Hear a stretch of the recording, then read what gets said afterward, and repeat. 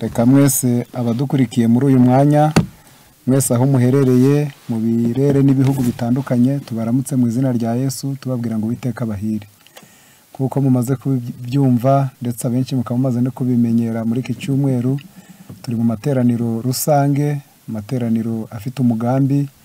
Rero nkuko twagiye tubyiga no mu ntango kugirira inyota amateraniro nkaya n'umugisha. Rero buri wese wamaze kugera aho yakurikiranira nagerageze no gutebutsa abandi. Nje tugiye gufatanya nitwa Byiza Uwimana, tugiye gufatanya ikigisho muri uyu mugoroba. Ni ikigisho kitubwira ngo gutanga bizana umugisha kuruta guhabwa. Ngaho mucishe bugufi dusenge maze twige. Data wa twese turagushimye, tugushimiye ko waturinze ukatubeshaho kugeza kuri iyi tariki, izina ryawe rihimbazwe. Tugushimiye ko aya materaniro yaringanijwe wakomeje kuyahagarikira, byanyurira kuri ibi byuma by'ikoranabuhanga, kandi wateye inyota benshi mu bana bawe hirya no hino barakurikiranye kandi n'ubu barakurikiranye. Warakoze ubihererwe icyubahiro. Rero Data turacyari imbere yawe n'ubundi dukeneye imigisha ivuye mu ijuru binyuriye mu kwiga ibyanditswe byera. Tugiye kwiga tuvuga ibyo wavuze, turinde kwivugisha no kwikoresha imbaraga yawe yandikishije ibyanditswe byera abari tuyobora, maze tubivuge nk'abatumwe nawe kandi n'abateze amatwi bumve nk'ijwi ko ari ijwi ryawe rivugana nabo, maze twese nituryakira nk'imbuto zaguye ku butaka bwiza, maze rikagira icyo rikorera mu mitima yacu, tuzashima izina ryawe. Ngaho abateranye munsi y'ijuru bose dukurikiranye aya materaniro duhana imigisha, kandi ibyaha byacu byose bitubabarire, utubere mwarimu, tubisabye mu izina rya Yesu, amen. Murakoze. Kuko twari tubabwiye tugiye kwiga icigisho kitubwira ngo gutanga bizana umugisha kuruta guhabwa. Ni ijambo ry'Imana niko ritubwira, kandi dusabwa kubyizera kuko Imana ntabwo ibeshya.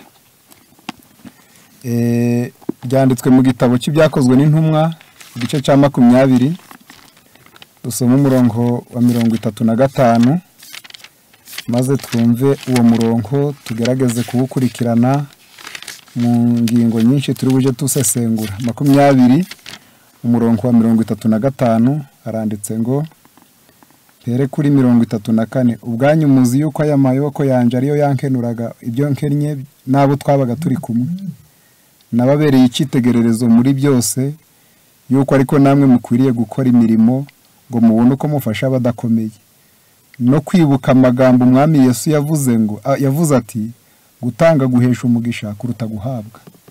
Iri ni ijambo rya Paulo yarivuze ari gusezera, ndetse ari gusezera ku bakuru b'amatorero bo mu Efeso, abakangurira inshingano zabo, ariko aberetse ko no mu mirimo yakoraga amaboko ye yarayakoreshaga, ndetse ngo akabona ibyo kumukenura ntabirye wenyine, nubwo ijambo ryavuzwe n'umwami Yesu yuko gutanga bihesha umugisha kuruta guhabwa. Inyigisho yo gutanga Yesu umukiza wacu ari we rugero rwiza tugomba kureberaho yarayigishije. Yigishaga gutanga mu gitabo cya Luka 12, yaravuze ngo 32, Luka 12:32 ati mwamukumbi muto mwe ntimutinye kuko so yishimira kubaho ubwami. Mugura ibyo mufite mutange ku buntu, mwidodere udusaho tudasaza, nibwo butunzi budashira buri mu ijuru, aho umujura atabwegera n'inyenzi ntizibwonone, kuko aho ubutunzi bwanyu buri ariho n'imitima yanyu izaba. Yesu yigishije aravuze ngo mutange ku buntu, mwidodere udusaho tudasaza, nibwo butunzi budashira buri mu ijuru, mutange ku buntu. Inyigisho yo gutanga umukiza wacu yarayigishije, nta nubwo yayigishije gusa ahubwo nawe yaratanze. Yesu mu gitabo cy'Abakorinto yaritanze, we yatanze ikirenze gutanga amafaranga, yatanze ikirenze gutanga ibirayi, yatanze ikirenze gutanga ikindi icyo ari cyo cyose cy'agaciro, ahubwo yaritanze. Byanditswe mu Bakorinto ba 2 igice cya 8 reka tuyasome kuri uyu murongo wa 9 kuko muzi ubuntu bw'umwami wacu Yesu Kristo uko yari umutunzi maze agahinduka umukene ku bwanyu kugira ngo ubukene bwe bubatungishe. Yesu yari umutunzi ahinduka umukene ku bwacu. Urebye aho yari ari mu ijuru ukareba ukuntu yitanze agahinduka umukene akava mu mwanya mwiza yari arimo aje kugira ngo abone umuntu. Uwo mutima wo gutanga wari umurimo wo kwitanga, arangije gutanga abigira ihame rigomba kugenga abakristo. Ubwo rero tugiye kurebera hamwe imigisha ikomoka mu gutanga kuruta ikomoka mu guhabwa.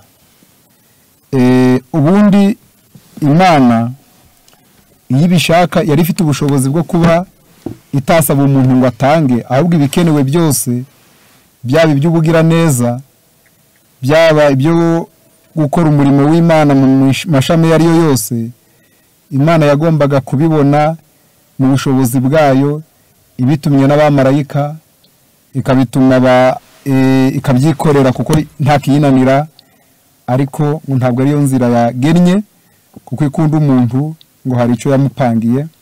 Mu gitabo cyitwa Inama ku Busonga ku bagifite ni 310, reka turebe iyi page 314, haranditse ngo Imana yashoboraga kugera ku mugambi wayo wo gukiza abanyabyaha itagombye kwifashisha umuntu, ariko yarizi ko umuntu adashobora kunezerwa aramutse atagize uruhare mu mirimo ukomeye wo gucungura umuntu. Burya Imana yagombaga yatanze Yesu akaza gupfira umuntu, ntago yananirwa gutanga ibyo kurya, ntiyananirwa gutanga imyenda, ntiyananirwa kubaka inzu, ahubwo Imana ishaka ko umuntu agira uruhare mu murimo wo gucungura undi muntu. Yaravuze ngo ariko yarezi ko umuntu adashobora kunezerwa aramutse atagize uruhare mu murimo ukomeye wo gucungura umuntu, kugira ngo umuntu atazimiza imigisha ikomoka mu mirimo y'ubugira neza. Umucunguzi wacu yashizeho gahunda yo kumushyira ku rutonde rw'abafatanya nawe umurimo. Kansubiremo, kugira ngo umuntu atazimiza imigisha ikomoka mu mirimo y'ubugira neza. Burya mu murimo w'ubugira neza harimo imigisha, kugira ngo umuntu iyo migisha itamucika, Imana yashizeho gahunda yo kumushyira ku rutonde rw'abafatanya nawe uwo murimo. Iravuga ngo kugira ngo umuntu nawe azabone kuri iyi migisha ikomoka mu murimo w'ubugira neza, reka nawe dufatanye, nte kubikora njyenyine, ahubwo mfatanye nawe, maze umunezero urimo, umugisha urimo, uwo muntu nawe tumusangire. Turaza kuwureba, ariko ndasoma izi nyandiko zidufasha kubyumva yuko mu murimo wo gufasha abandi wo gutanga hari n'imigisha. Mu gitabo cyitwa Ibyakozwe n'Intumwa, ni igitabo cy'umwuka w'ubuhanuzi, kitubwira ngo mu cyigisho kitubwira ngo itorero ry'Inyabuntu ku rupapuro rwa 211 haranditse ngo abagabura b'ijambo ry'Imana bafite inshingano ikomeye yo guhora bereka amatorero ibikenewe mu murimo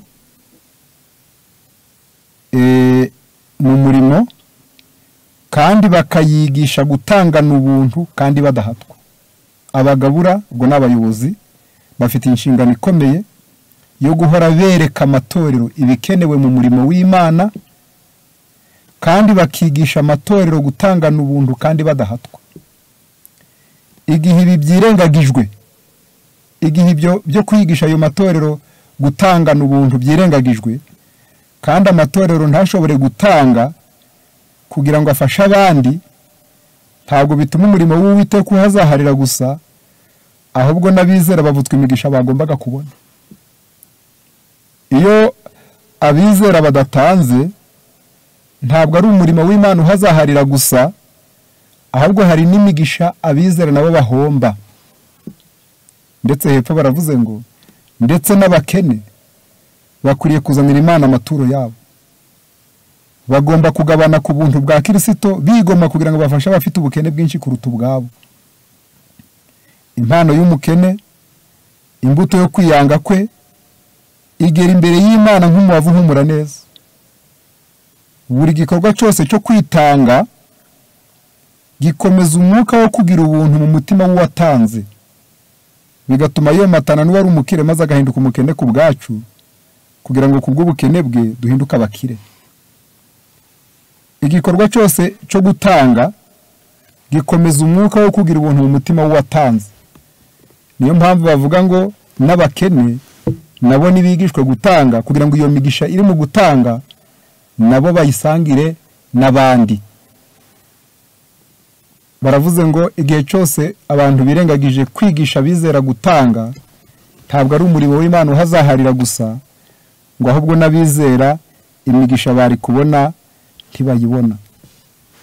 Reka dusome iyo migisha, tugiye kuyisesengura wenda mu mwanya mutoya w'iki cigisho. Gutanga bitunganya imico, bitunganya imico. Uwo n'umugisha wa mbere, turabisesengura. Icya kabiri, gutanga bitera umunezero bigakiza n'indwara.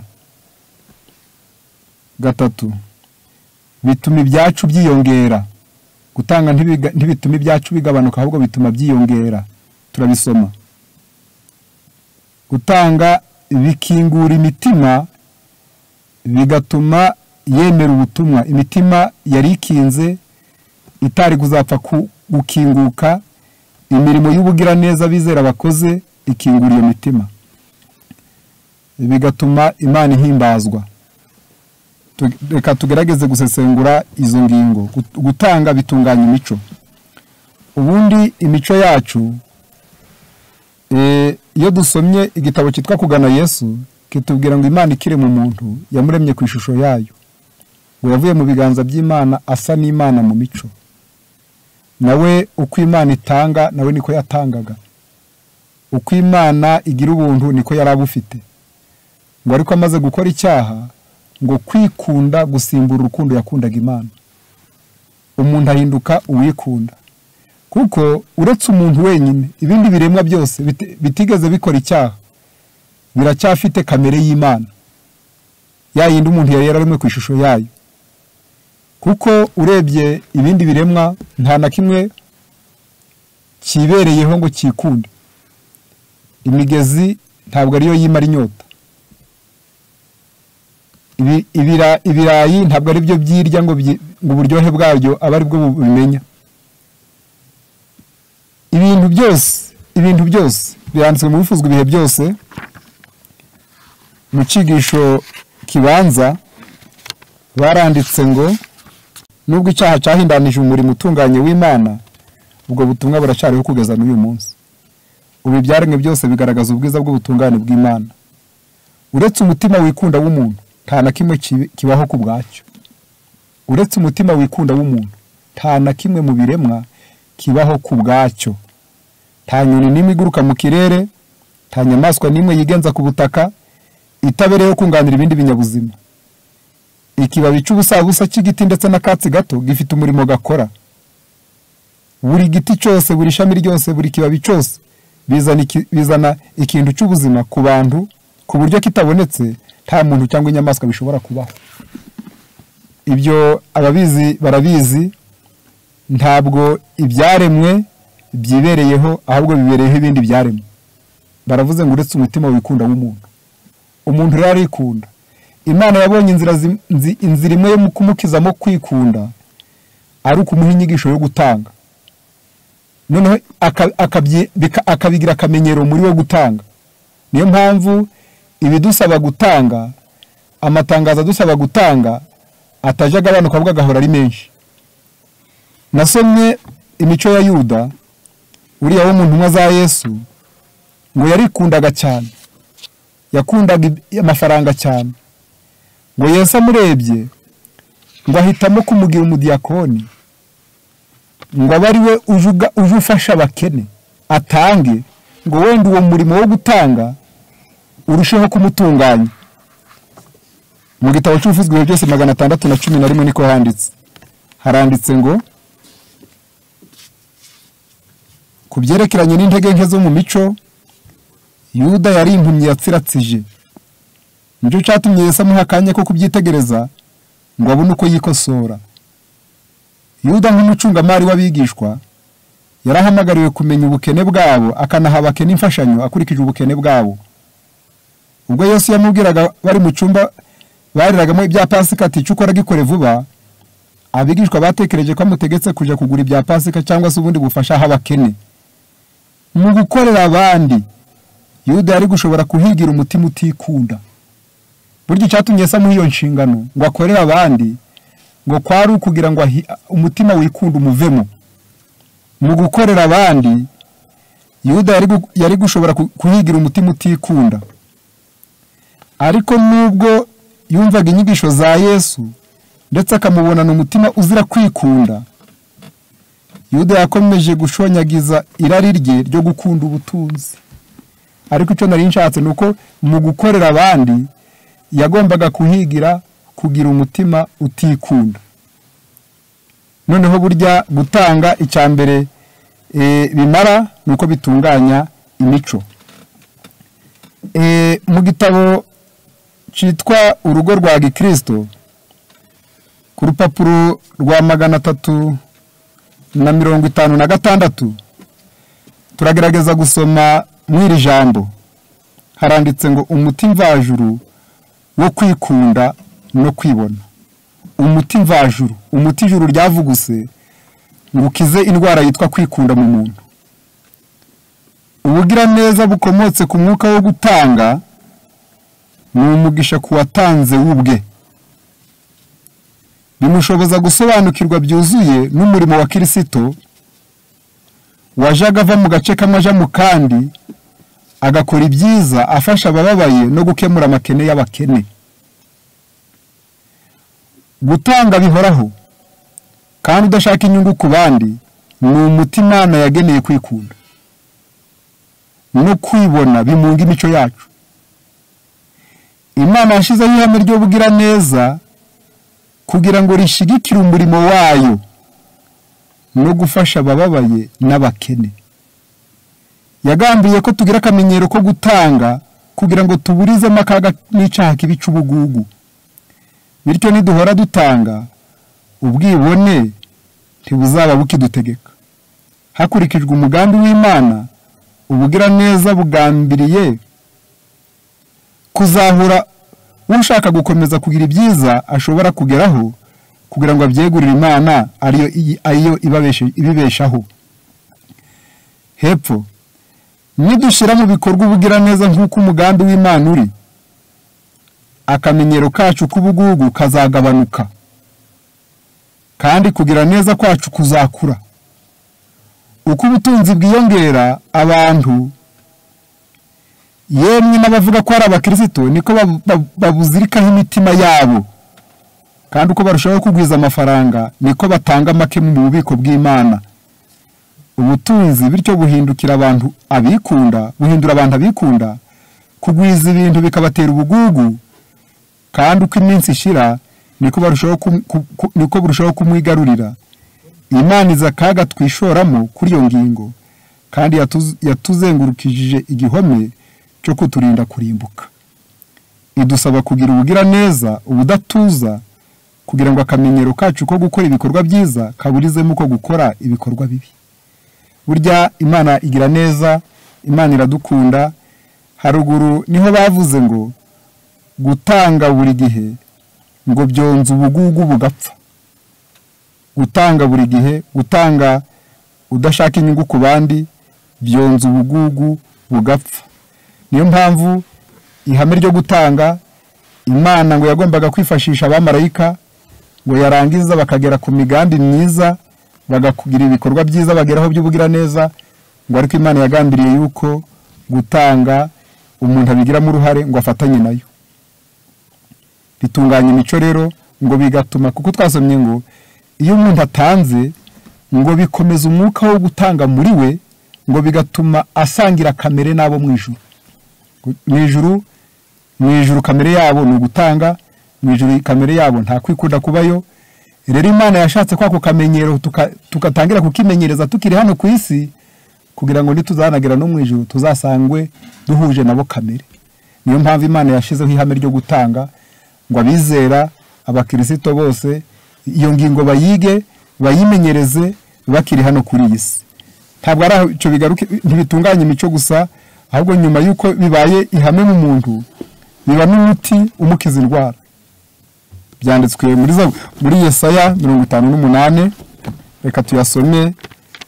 Gutanga bizana umunezero mu mubiri maze bikaba n'umuti ku ndwara zimwe na zimwe z'uyu mubiri. Mu gitabo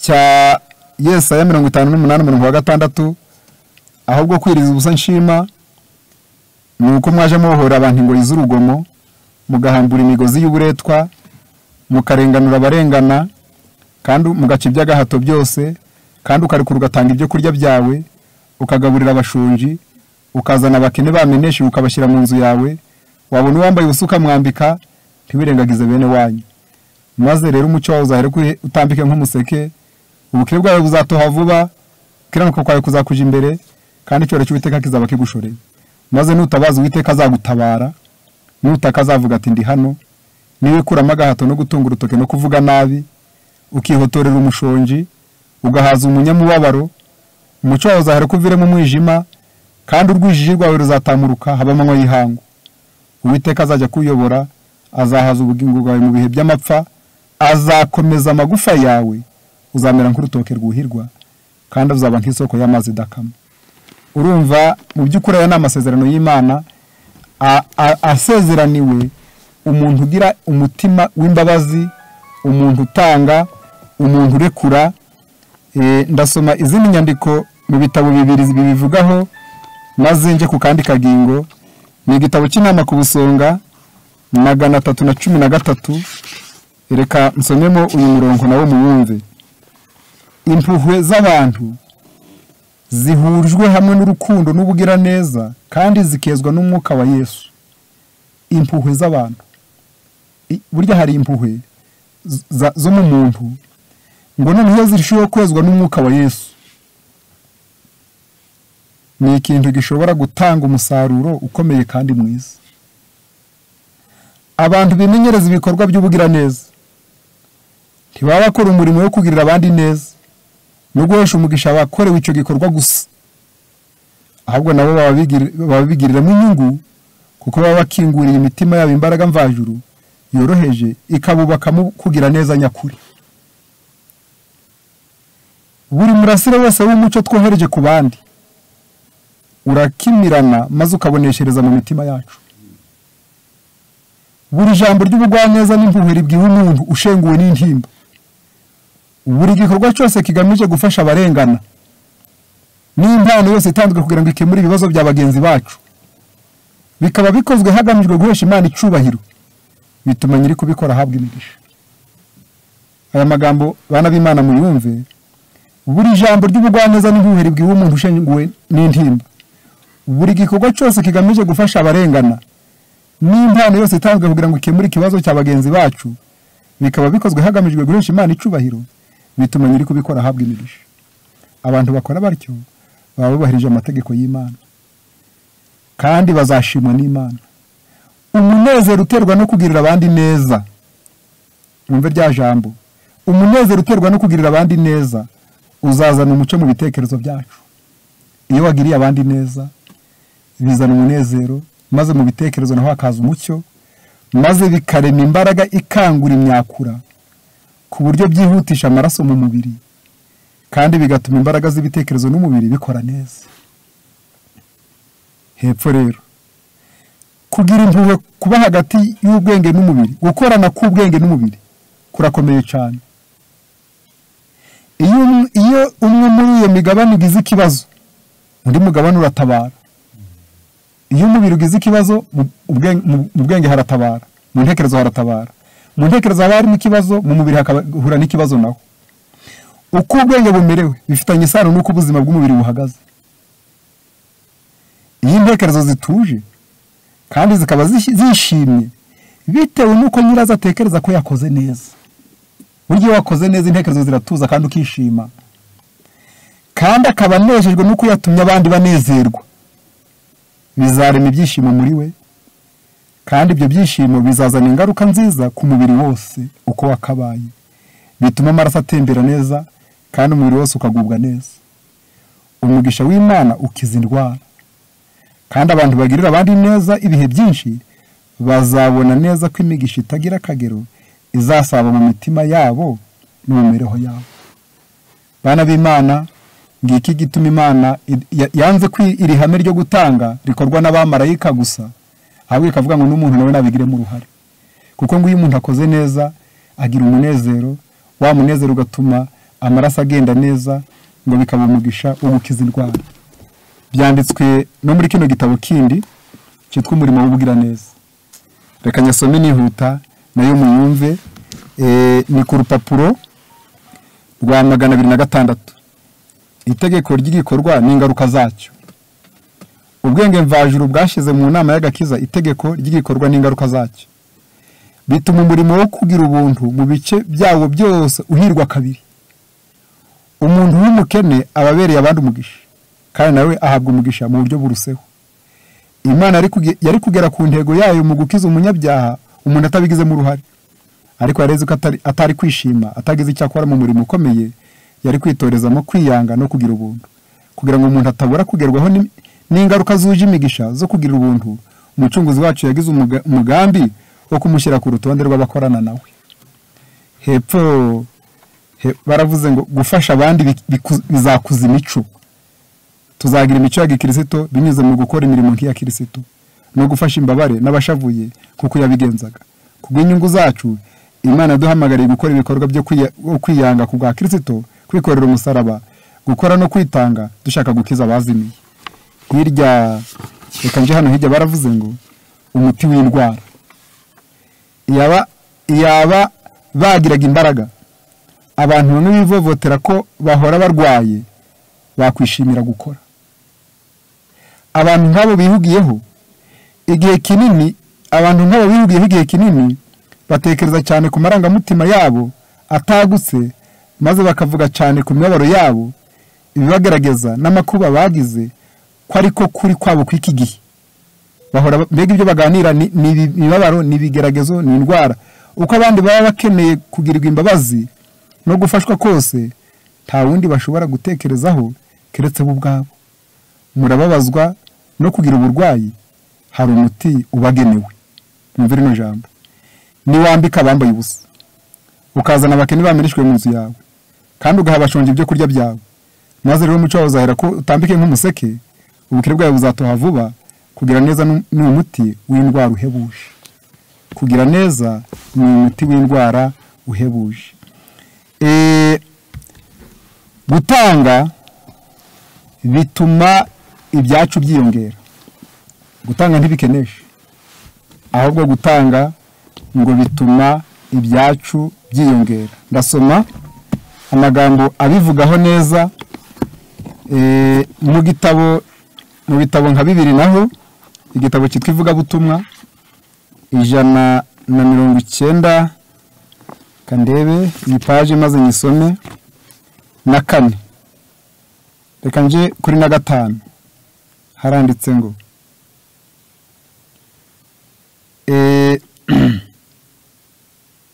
kampere hano ngo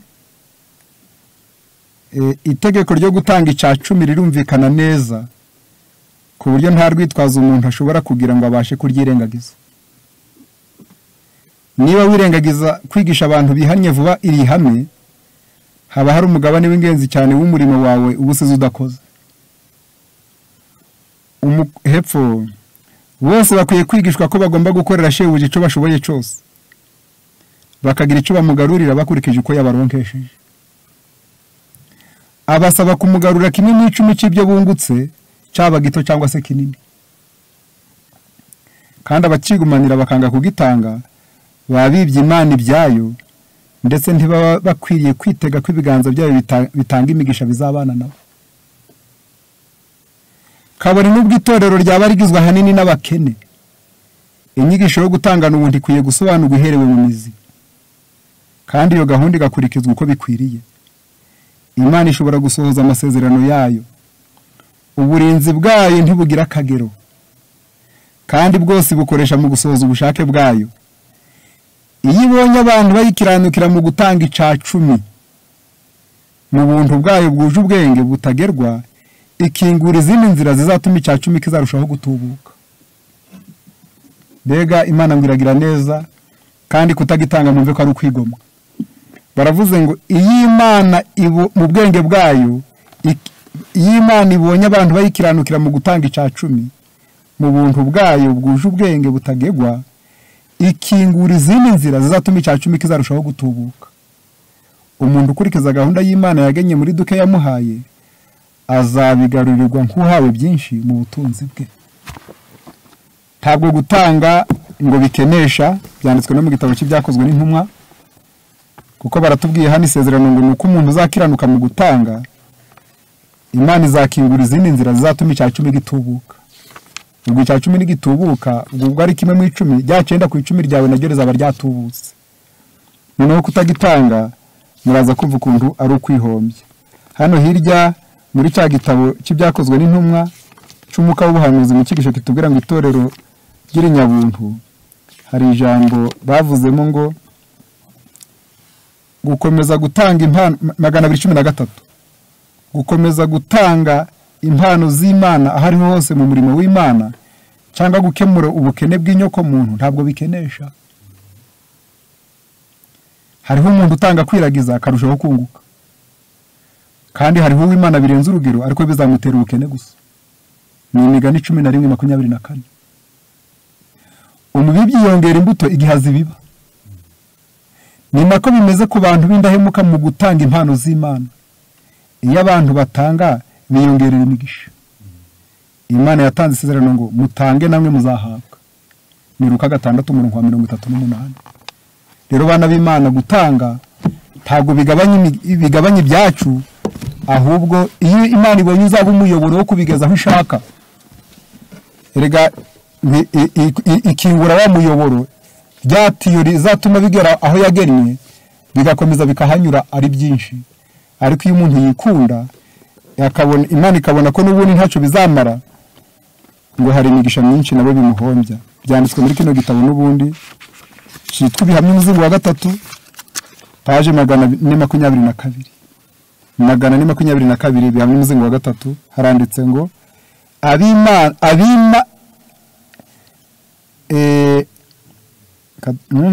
abimana ibyagombaga kuja mu bubiko bw'Imana. Abimana ibyagombaga kuja mu bubiko bw'Imana, maze bakarundanya umutungo wabo, bateganyiriza abana babo, baba bashyira mu kaga imibereho y'ibyamwuka y'abana babo. Aya ngaya reka ndaza kuyasoma, mbanje nasoma n'aya ngaya 418.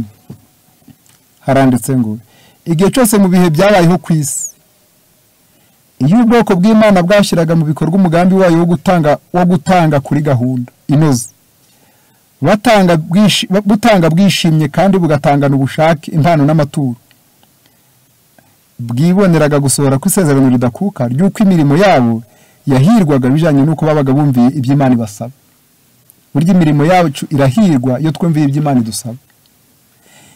Iyo bazirikanaga icyo Imana yababwiye kandi bakuzuza ibyo basaba, bakayubahisha ibyo batunze, ibigega byabo byarasenderezwaga. Ariko iyo bibaga Imana mu cacumi n'amaturo, nanone bahitaga bibonera ubwabo ko atari Imana babaga biba, ahubwo ko ari ubwabo babaga biyibye. Ibi yaba ariko twari tubizi. Burya ngo uramutse ubizi, iyo wibye Imana ukanga gutanga kimwe mu 10, ngo ntabwo ari Imana wibye, ahubwo nibo babaga biyibye, kuko Imana yagabanyaga imigisha yari yarabageneye ku rwego rungana nuko babaga bagabanije amaturo bayitura. Urwego wagabanijeho unigwa n'urwego Imana nayo izagenda igabanyaho imigisha. Ni byinshi bavuze hano hirya. Baravuze nanone paje 422 ngo umuvumo uzagera ku bana bazigamirwa n'ababyeyi babo, bakabazigamira na kimwe mu 10 bari guha Imana, bakayivanga n'imirage bazaha abana babo. Numve ngo icyo bizatwara urubyaro rwabo. 422 abimana ibyagombaga kuja mu bubiko bw'Imana maze bakarundanya umutungo wabo bagateganyiriza abana babo babashyira mu kaga imiroho y'ibyamwuka yabo bana babo. Ubutunzi bwabo bwababereye intaza kuri bo ubwabo, none babushyira mu nzira abana babo banyuramo. Bega ubwo butunzi bwamubereye intaza, none nawe aho kugira ngo arwane na ntaza yikureho ahubwo ari kuyitambika imbere y'umwana we, babushyira mu nzira y'abana babo banyuramo, ku buryo abana babo nabo buzababera amendezo yo gusitara bakagwa mu irimbukiro. Abantu benshi bari gukora ikosa rikomeye ku birebana n'iby'ubugingo, barondereza ibyo bafite maze nabo ubwabo bakiyima kandi bakima n'abandi byiza bakabaye bakira kubwo gukoresha neza umutungo Imana yabatije, bityo bagahinduka abikanyiza n'abanyamururumba, ibirengagiza inyungu zabo z'iby'umwuka maze bagahinduka ibikuri mu mikurire y'iby'Imana. Kandi ibyo byose bikababaho kubwo gushaka kurundanya ubutunzi batazashobora kugira ico bubamaza. Imitungo yabo bayisigira abana babo, kandi iyo mitungo ikaba ari umuvumo incuro 9 ku 10 kubayirazwe kuruta bayishatse. Iyo mitungo basigiye abana babo ngo bazindukira umuvumo 9 ku 10 kuruta abayishatse, ku bana babo kuruta abayishatse. Abana bishingikiriza kuri iyo mitungo y'ababyeyi babo, akenshi bananirwa kugera ku ntego muri ubu buzima, ubwo bagateta bakananirwa kugera kwigeza ku by'ubuzima, kandi muri rusange bakananirwa rwose guteganyiriza ubuzima bw'ahazaza. Umurago uhebuje indi yose ababyeyi bashobora kusigira abana babo ni ukumenya gukora umurimo w'ingirakamaro ndetse no kubaho urugero rw'ubuzima burangwa n'ubugwaneza butarobanuye ku butoni. Nuko uwo niwo murage mwiza.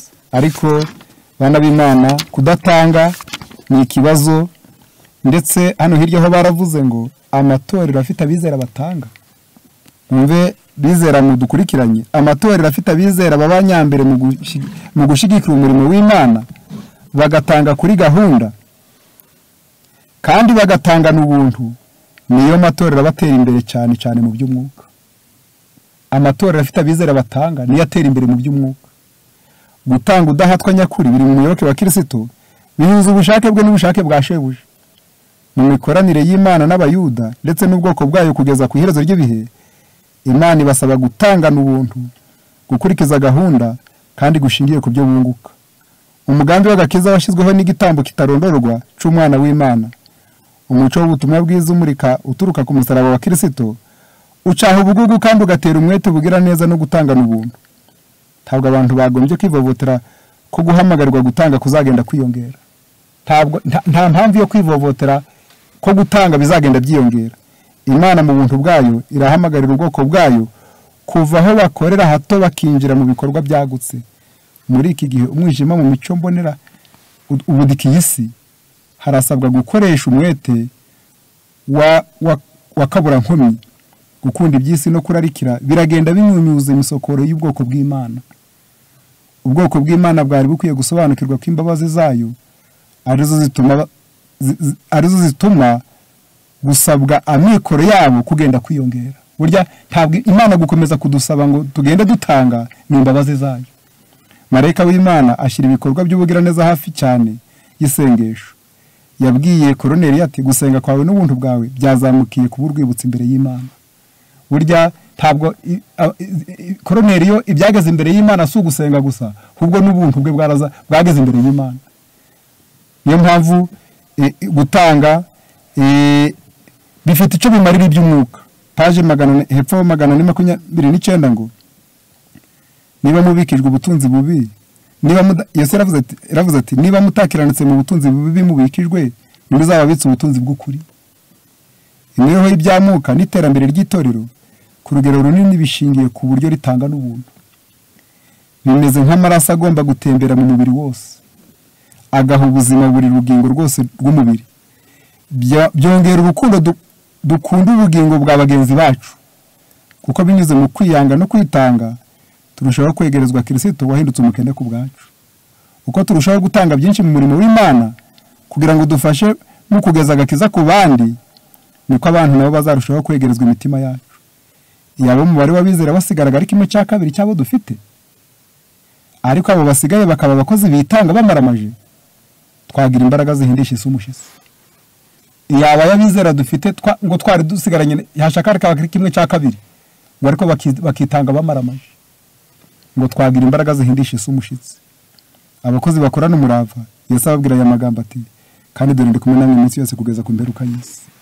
Abo bakozi bake ariko bakorana umurava Yesu abari kumwe nabo, niyo mpamvu ngo bahindisha isi umushitsi.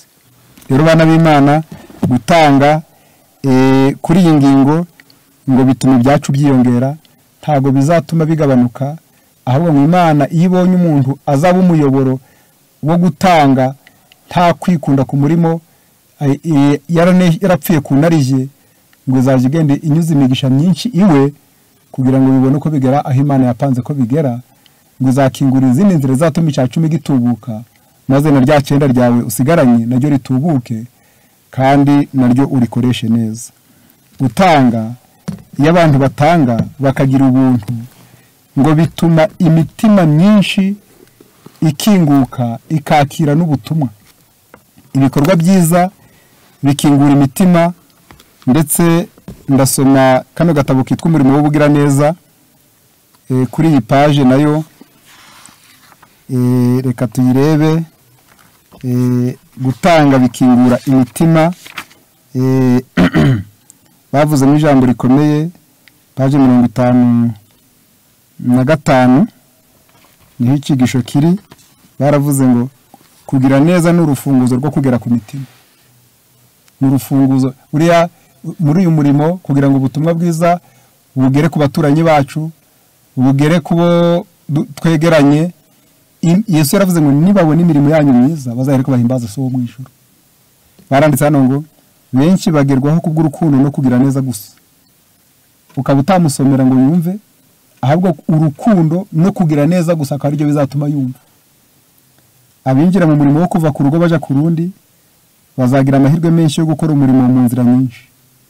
Bakwiye gusabira abarwayi kandi bagakora uko bashoboye uko ubushobozi bwabo bungana ngo bakize imibabaro. Bakwiye gukorera aboroheje, abakene n'abakandamizwa. Dukwiye gusengera kandi tugasengana n'impezamajo zidafite imbaraga z'ubushake bwo kugera gengira ry'ibyo kurya, banegekajwe no kwifuza. Kugira umwete nta kujegajega no kwihangana bikwiye kubaho kubwakiza kabo ubushake bw'imitima yabo bwagutse. Benshi bashobora kugerwaho gusa kubw'ibikorwa by'ubugira neza wivuye inyuma. Ibyo bakeneye mu bifatika bagomba kubihabwa bwa mbere. Uko babona ibimenyetso by'urukundo rwacu rutikanyiza bizabiborohera kwizera urukundo rwa Yesu. Burya benshi Yesu ntibamuzi, ahubwo nibabona urukundo rw'abizera rutikanyiza bizatuma n'urukundo rwa Yesu bagenza bate barumenya. Niyo mpamvu urukundo ngo ruja rugera rugashobora iby'ibihamya byananiwe. Niyo mpamvu umurimo w'ubugira neza aho muturiye, babandi bagize ibyago, babandi bababaye, erega ku isi hari imibabaro. Niyo mpamvu Imana yashyizeho n'itorero ryayo. Mu gitabo cyitwa umurimo wa Gikristo ku rupapuro rwa 231 haranditse ngo nanone kandi hari imbaga y'abantu ihora ihanganye n'ubukene. Ahadukikije burahari, hari imbaga y'abantu ihora ihanganye n'ubukene, barakora cyane nyamara bakagera kuri bike. Bataje bashobora no kurangiza amakene yibanze yo mu buzima, yewe n'amakene yibanze yo mu buzima, uretse no kongera ibindi bintu ku bindi, ahubwo nayibanze ayo kurya, ayo kwambara, ayo kujana umwana ku ishuri, ayo yibanze tago bayashoboye. Umuhati uremereye kubura ibikenewe n'ubwihebe biremereza umutwaro wabo. Umutwaro usa n'utakwihanganirwa. Oya, hakwiyongeraho uburibwe n'indwara. Kwa kundi akora ashonje, kwa kundi agenda atabonye n'icyarya, noneho umubiri ugakena, hakwiyongeraho uburibwe n'indwara, bigatuma ubuzima buhinduka umutwaro usa n'utakwihanganirwa. Baremerewe n'amaganya kandi barakandamijwe, ntibazi aho bakwerekeza amaso yabo ngo babone ihumure. mwifatanye nabo mu ngorane zabo, mu bigeragezo byabo, mu ntimba no mu bibaca intege. Ibyo bizakingura imitima yabo, mubone uko mubafasha. Bizakingura imitima, mubone uko mubafasha. Mubabwire amasezerano y'Imana, musengane nabo kandi munabasabire. Muhembure ibyiringiro muri bo. Muhembure ibyiringiro muri bo. Hari benshi bihebye, hari benshi batazi ko Imana ibaho, hari benshi bahora bareba akaga kabazengurutse, bazengurutswe n'ubukene, bazengurutswe n'uburwayi, bazengurutswe no kutagira aho batura. Ngo nimugende, nari ndi gusoma ngo abantu nk'abi bagezeho ukabaganiriza mu nzira nziza, ukanamufasha ukamwereka urukundo, ngo ajya asa naho amwenyuriwe n'abamarayika, ngo akumva ari marayika bamumwenyuriye, ngo akumva nabagize umunezero. Abo benshi batigeze babonera ihumure mu miryango yabo, abo benshi batigeze bagira ikibanezeza, bakeneye ko mu itorero ry'Imana bahabonera bwa bugira neza bukomotse muri bya bindi twatanze. Niyo mpamvu bavuze ngo bizakingura imitima, maze imitima myinshi igarukire Imana. Ndetse ikindi bavuze ngo bizatuma Imana ihimbazwa, kuko iyo ugize neza akabona ntacu uri kumuca. Reka ndebe ko nyabona muri cya gitabo cy'Inama ku Busonga 314 harimo ijambo bavuze ngo reka turebe. Baravuze ngo Kristo yazanywe no guha abantu ubutunzi bw'iteka, kandi binyuze mu kugirana isano nawe, ubwo butunzi tugomba kubwakira tukanabuha abandi. Yesu abwira abapasitoro na buri mwizera wese ati, isi igoswe n'umwijima, nimureke umuco wanyu ubonekere imbere y'abantu, kugira ngo nibone imirimo yanyu myiza bahereko bahimbaza So wo mu ijuru. Imirimo myiza ikomotse ku bayobozi n'abizera ngo izatuma abantu bahimbaza Data wo mu ijuru. Umuntu wese ukunda Imana by'ukuri azahinduka umuco umurikira abari mu isi. Umuntu w'umuturage w'ubwami bwo mu ijuru azahora ashaka ibintu bitaboneshwa amaso. Ubushobozi isigira ku bitekerezo no ku mico ye buramenagurika. Aya magambo atweretse ko kugira neza bituma Imana ihimbazwa. Iyo ugiriye abandi neza bituma Imana ihimbazwa. Icyanyuma nuko ibyo utanze ubu bibitse mu ijuru. Ibyo utanze bikaja ku makene y'abandi biba bibitse mu ijuru, ndetse ngo nibyo biba bizigamwe kuruta ibyo wariye nibyo wakoresheje. Reka iyo subi ngufi nyisome nyisorezeho.